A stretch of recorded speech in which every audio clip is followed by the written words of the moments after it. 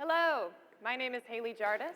I am Miss District of Columbia 2015, a mental health advocate, and I work for the Capital Center for Psychotherapy and Wellness. It took about 20 years to diagnose me, although when I look back at memories, I can think of very early compulsive behaviors and panic attacks, and I would fight with my mother all the time because I used to compulsively scratch my face, and she was so frustrated that I couldn't stop.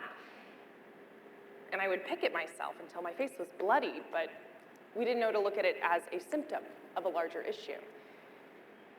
When my anxiety was at its peak, my symptoms manifested themselves physically in things like insomnia, dizziness, memory loss, nausea, and I convinced myself I had a brain tumor. And I had a friend in school who told me about her experience, which was very similar to mine, and I went to a doctor and was diagnosed with generalized anxiety disorder. Generalized anxiety disorder, and it's a mood disorder that's characterized by multiple worries. And the fear interferes with your ability to sleep, to think, to live. And it's a very stressful situation that you're in. And so that's why I've been pressing the wrong button. There we go.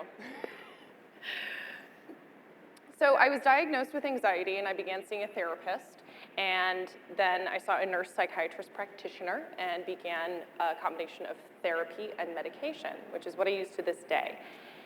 And I started to look at my anxiety as less of a disability and more of a superpower.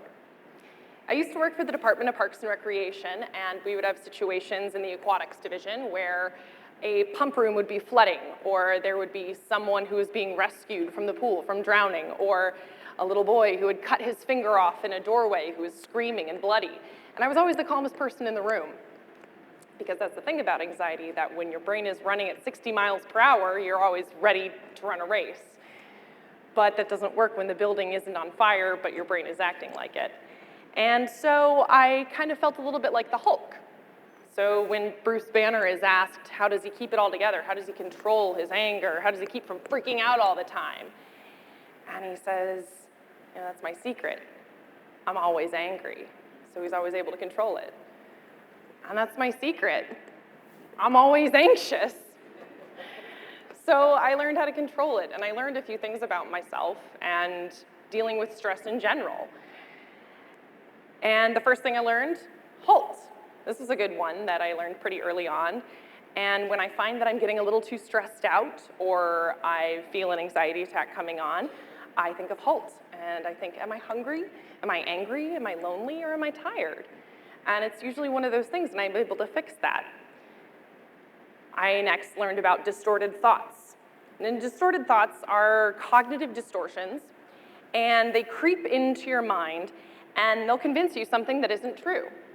And when you have anxiety or depression, distorted thoughts will slam in through the doors, and they will not leave you alone. And it's hard to eat, it's hard to sleep, it's hard to think, it's hard to live. And some of those distorted thoughts, here's a few of them. Overgeneralization. You only look at the negative events, and it's a never-ending pattern. You're never going to get out of it.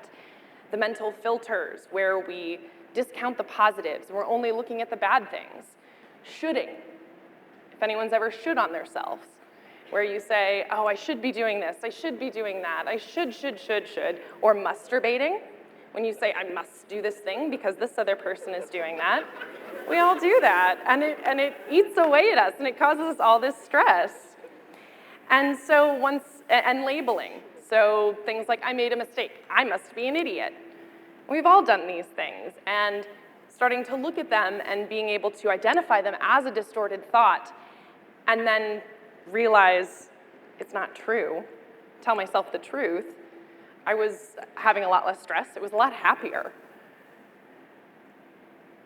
And I learned a lot of other healthy coping techniques for when I'm already in a stressful situation.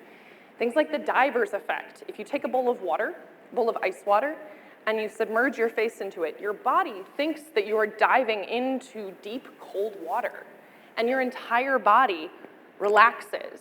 your heart rate slows down. All of your body processes will slow down, and you're able to calm down.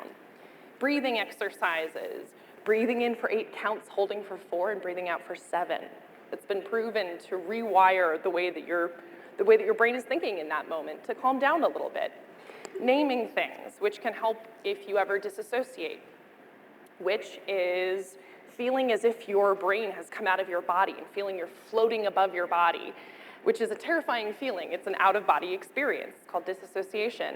And you can do things like saying, this rug is red, that speaker is black, and grounding yourself back in the room. And then I have my Julie Andrews list, which is my list of my favorite things. And I keep it all the time with me in my journal. And if I'm ever having a bad day, I take a look at my list of favorite things. And then I don't feel so bad. I couldn't help it.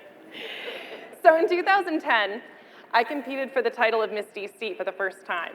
I was a freshman at American University. I was bright-eyed and bushy-tailed, and I was auditioning for everything. And I almost dropped my bike down the escalator of the metro when I heard that I was a finalist. And I didn't win that year. A lovely woman named Stephanie Williams won the title that year, and I continued to compete because they wouldn't let me leave. And they asked me to come back the next year, and most people's reactions were, you're competing in a beauty pageant? I'm going, I know, right? But I had a lot of fun. And in the last year of eligibility, I changed my platform to focus on mental health, and that was the first time that I felt a need to win and to stand on the national stage at Miss America and speak out about mental health.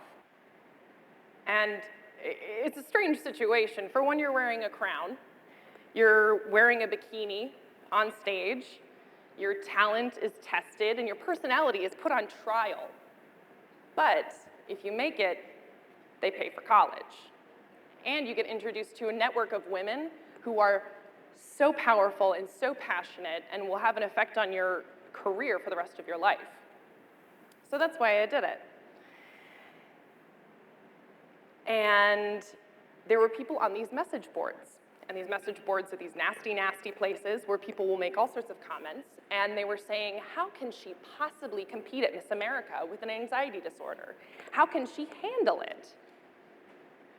Well, my superpowers got me through Miss America just fine. And this was another very important point for me to make, that being mentally ill is not the same as being mentally unstable. And just because I have generalized anxiety disorder doesn't mean I'm this close to flying off the handle.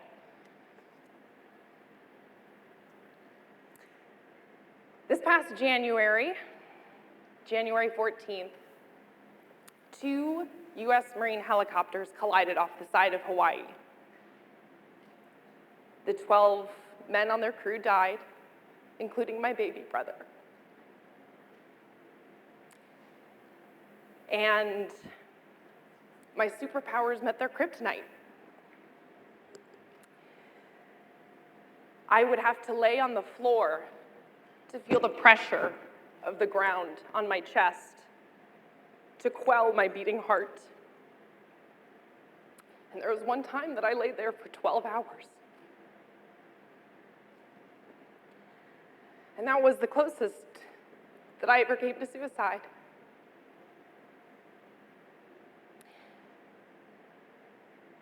But as soon as I recognized what was happening, I was on the phone with my support network, and they were there in minutes. And I won't get too much into suicide tonight, but I can tell you that it is a feeling that passes, which is why it is so important that we reach out to people who need help.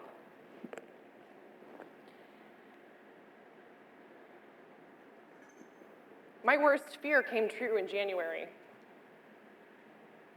But I know that I'm still standing here because of what I learned through being diagnosed with anxiety.